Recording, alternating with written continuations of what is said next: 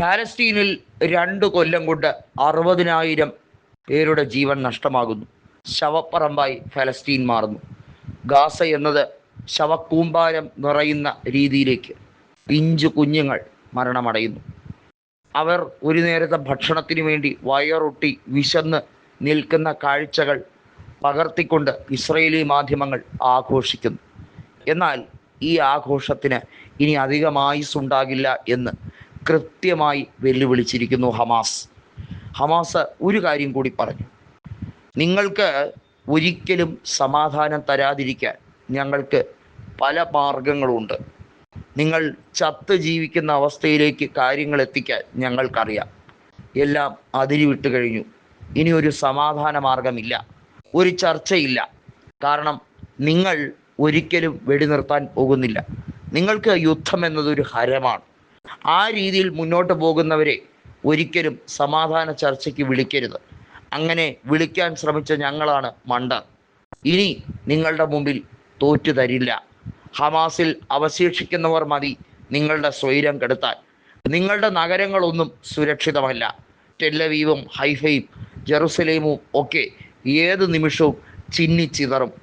അവിടുന്ന് ജനക്കൂട്ടങ്ങൾ ഏതൊക്കെ മാളത്തിൽ പോയി ഒളിച്ചാലും, ഏതൊക്കെ രീതിയിൽ നിങ്ങൾ അയൺ ഡോമുകൾ ഇനി പണിഞ്ഞു കൂട്ടിയാലും നിങ്ങളെ കൃത്യമായി ടാർഗറ്റ് ചെയ്യാൻ ശേഷിയുള്ളവർ തന്നെയാണ് ഞങ്ങൾ എന്ന് ഹമാസ് വീണ്ടും വീണ്ടും അറിയിക്കുന്നു. ഒന്ന് ആലോചിക്കൂ, ഹമാസിനെ ഭീകരരായി ചിത്രീകരിക്കുന്നു. അതുപോലെ തന്നെ ഹിസ്ബുള്ളയെയും ഹൂതി വിമതരെയും ഒക്കെ ടെററിസ്റ്റുകളായി ആണ് അമേരിക്കയും യൂറോപ്യൻ യൂണിയനും ഇന്ത്യയിലെ സംഘപരിവാറും ചിത്രീകരിക്കുന്നു. സംഘികൾ വാട്സാപ്പ് യൂണിവേഴ്സിറ്റിയിൽ നടത്തുന്ന നുണപ്രചരണങ്ങളല്ല യാഥാർത്ഥ്യം. വാർത്തകളിൽ നിറഞ്ഞു നിൽക്കുന്നത് ഹമാസ് കൃത്യമായി പ്രതിരോധിക്കുന്നു എന്നത് തന്നെയാണ്.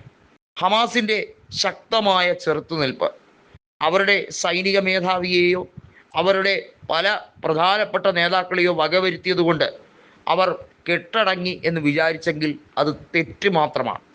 കാരണം ഇസ്രയേൽ ഖത്തറിനെ ആക്രമിക്കുന്നതിന് ശേഷം അറബ് രാജ്യങ്ങൾ ഒറ്റക്കെട്ടായി തീരുമാനങ്ങൾ പലതും എടുത്തു എങ്കിൽ പോലും അമേരിക്ക തക്ക സമയത്ത് ഇടപെട്ട് ആ കാര്യങ്ങളിൽ ലഘൂകരിക്കാൻ പരമാവധി ശ്രമം നടത്തി ഇറാൻ്റെ പദ്ധതികളെ തകർത്തു എന്ന് ആശ്വാസം കൊള്ളുമ്പോൾ വീണ്ടും പ്രതിരോധ നടപടികൾ വർദ്ധിപ്പിച്ചുകൊണ്ട് ഹമാസ് നടത്തുന്ന പോരാട്ടം ശ്രദ്ധേയമാണ്.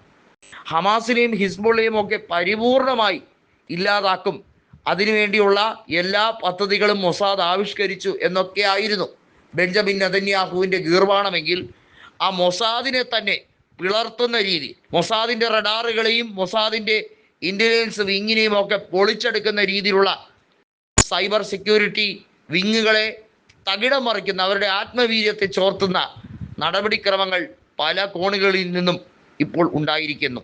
വലിയ തോതിലുള്ള ഇൻഫിൽട്രേഷൻ, നുഴഞ്ഞുകയറ്റം ഇപ്പോൾ ഹമാസ് നടത്തിക്കൊണ്ടിരിക്കുകയാണ്. പലരും ഇനിയും ബന്ദികളാകും എന്നും ഇസ്രയേൽ കാണാനിരിക്കുന്ന ഒരു വലിയ മഹാദുരന്തം അതിൻ്റെ ഒരു സാമ്പിൾ ഞങ്ങൾ ഇപ്പോൾ തന്നെ കാണിച്ചു തരാമെന്നും ഹമാസ് വെല്ലുവിളിച്ചിരിക്കുകയാണ്.